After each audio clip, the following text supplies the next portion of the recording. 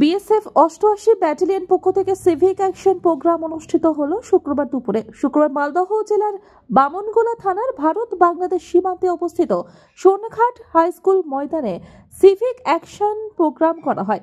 88 battalion BSF এর পক্ষ থেকে এদিন সীমান্তবর্তী এলাকার সাধারণ মানুষকে বিনামূল্যে মেডিকেল ক্যাম্প সহ এলাকার দুস্থ মানুষের জন্য বিনামূল্যে চক্ষু পরীক্ষা, স্বাস্থ্য পরীক্ষা সহ বিনামূল্যে ওষুধ বিতরণ করা হয়।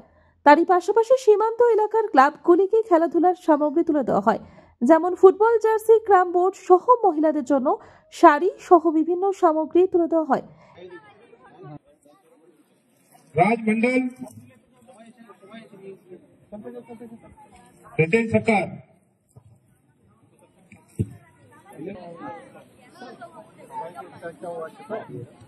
ग्रुप कॉटन साड़ी के लिए मैं अभी बुलाना चाहूंगा शिशु बाला सरकार। हाँ बोल तो हो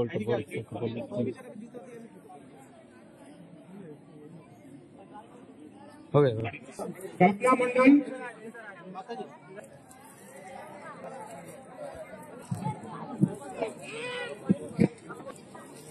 अभी मैं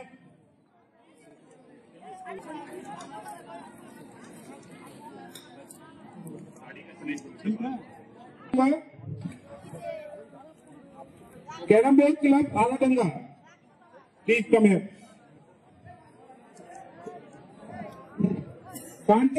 এলাকার বাসিন্দারা জানান, যেভাবে সীমান্তবর্তী এলাকায় জীবনের ঝুঁকি নিয়ে দিন রাত এক করে ঘরের পাহারা দিচ্ছেন, তার পাশাপাশি সাধারণ মানুষকে সহযোগিতা করছেন বিএসএফ। তারই অঙ্গ হিসেবে দেখা গেল সিভিক অ্যাকশন প্রোগ্রামের অনুষ্ঠানের মধ্যে দিয়ে মানুষের সহযোগিতা করতে। এদিন উপস্থিত ছিলেন BSF commandant 88 battalion Naresh Kumar Lohri, 2IC Amit Sharma, duty command KC নেইল। 7 फरवरी 2025 सिविक एक्शन का प्रोग्राम था।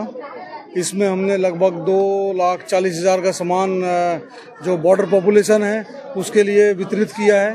और इसमें हमने आई टेस्ट के लिए भी पिनाकी रॉय क्लब उसको आमंत्रित किया था कि जो बॉर्डर पॉपुलेशन है उनकी हेल्थ का ध्यान रख के आई टेस्ट करें। और ये जो मेन मोटो है हमारा सिविक एक्शन प्रोग्राम का, जो सामंजस्य है सिविल पॉपुलेशन, बॉर्डर पॉपुलेशन और बीएसएफ, उसके बीच में तालमेल बना रहे और बीएसएफ को सिविल पॉपुलेशन सपोर्ट करे और सिविल पॉपुलेशन जो बॉर्डर पॉपुलेशन है वो बीएसएफ को सपोर्ट करे। किसी भी तरीके की हिफाजत और सुरक्षा देने के लिए, हिफाजत करने के लिए बीएसएफ 24 घंटे तैयार रहती है। रात को अभी मैं मेंबर आधा दंगा से रिक्वेस्ट करूंगा, जो उसके बंदे हैं जिनको सामान नहीं मिला है वो प्लीज आ जाए।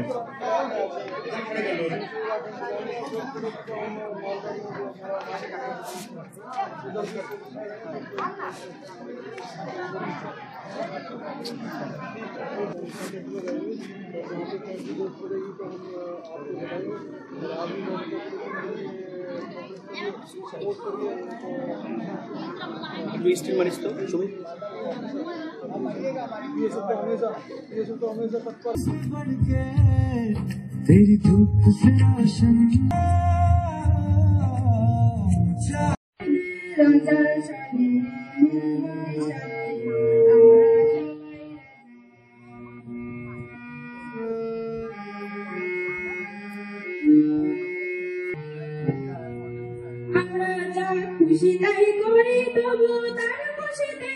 घटना हो सकता है आपकी समझ से, पर हमारे लिए एक गर्व का पल था।